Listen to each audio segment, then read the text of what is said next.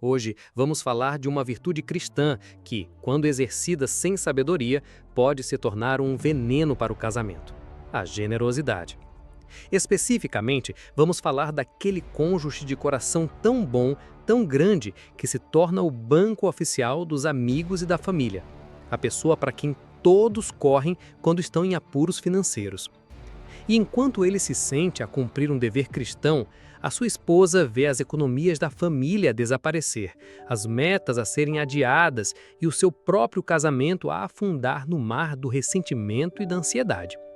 A Bíblia nos chama para sermos generosos, sim, mas ela também nos dá um método, um filtro de sabedoria para garantir que a nossa ajuda aos outros não se torne uma negligência com a nossa própria casa.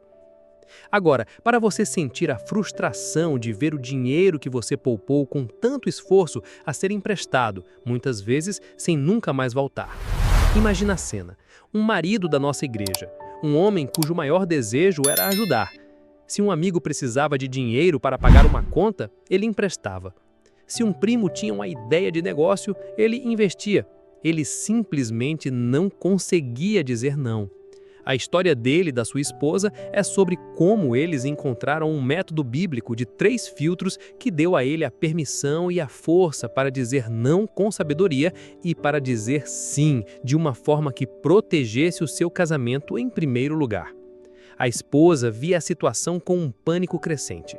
O dinheiro que eles tinham separado para a sua reserva de emergência estava quase sempre emprestado a alguém.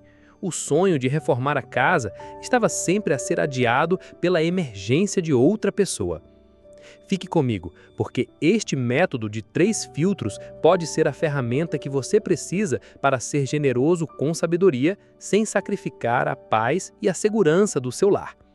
A gota d'água foi quando um parente distante pediu um valor considerável para cobrir uma dívida de cartão de crédito pela 3ª vez. O marido, sentindo a pressão familiar, pegou numa grande parte da poupança deles e emprestou, sem discutir a fundo com a esposa. Na semana seguinte, o carro do casal teve um problema sério no motor, um conserto caro e inesperado, e o dinheiro que eles precisavam para o conserto não estava lá, tinha sido emprestado. A discussão naquela noite foi a mais dura do casamento deles. "Estás a vendo?", disse a esposa, em lágrimas. "Nós cuidamos de todos, menos de nós mesmos. A tua lealdade está com eles, não com a nossa família. O teu bom coração está nos levar à ruína." As palavras dela, embora duras, foram verdadeiras. Ele percebeu que a sua incapacidade de estabelecer limites estava colocando a sua própria casa em perigo. Ele estava falhando na sua responsabilidade primária. Eles levaram o seu conflito a Deus e aos seus conselheiros, e foi aí que aprenderam o método bíblico, um filtro de 3 etapas para passar qualquer pedido de ajuda financeira. O filtro número 1 foi o de prioridade. O conselheiro leu para eles 1 Timóteo 5:8. "Mas se alguém não tem cuidado dos seus, e principalmente dos da sua família, negou a fé." A revelação para o marido foi chocante.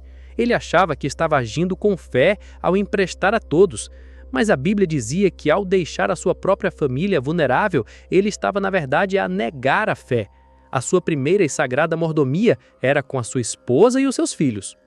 Isso se tornou a sua primeira regra. Este pedido de ajuda compromete a segurança ou as metas essenciais da nossa família? Se a resposta fosse sim, o não se tornava um ato de obediência a Deus. Com a prioridade estabelecida, eles foram para o filtro número 2, o do acordo. O conselheiro leu Amós 3:3. "Andarão 2 juntos, se não estiverem de acordo?" Eles estabeleceram a sua segunda regra. Nenhuma ajuda financeira, de nenhum valor, seria dada sem o acordo total e entusiástico de ambos.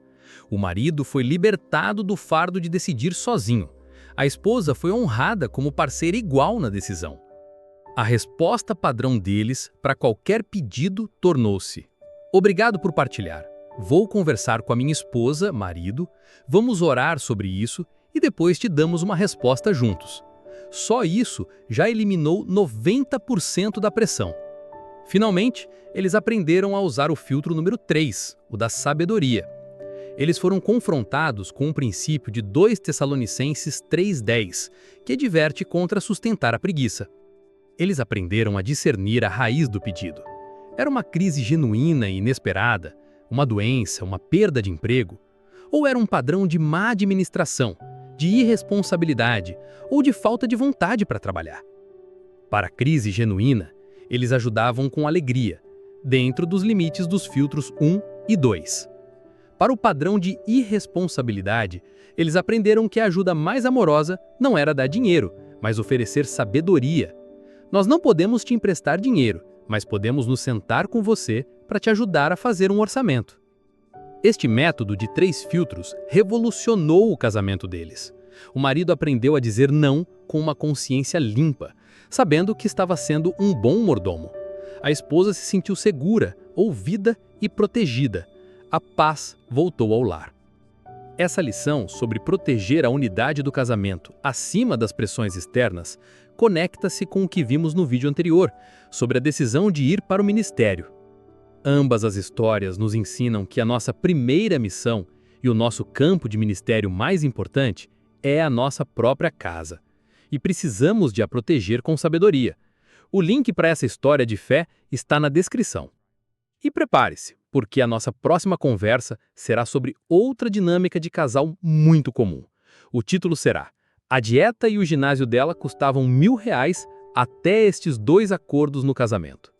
Será uma história sobre como lidar com os altos custos de um estilo de vida saudável e como o casal pode se unir para apoiar as metas de saúde um do outro sem quebrar o banco.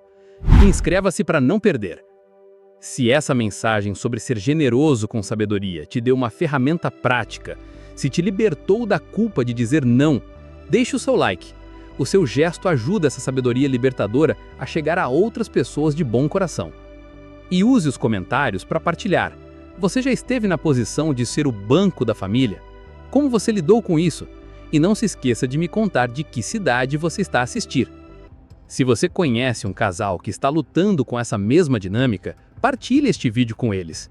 Pode ser o guia de que eles precisam para encontrar o equilíbrio entre a generosidade e a mordomia. Inscreva-se no canal, porque a nossa missão é usar a sabedoria da Bíblia para nos guiar nos desafios mais complexos e relacionais da nossa vida financeira. Te aguardo no próximo vídeo.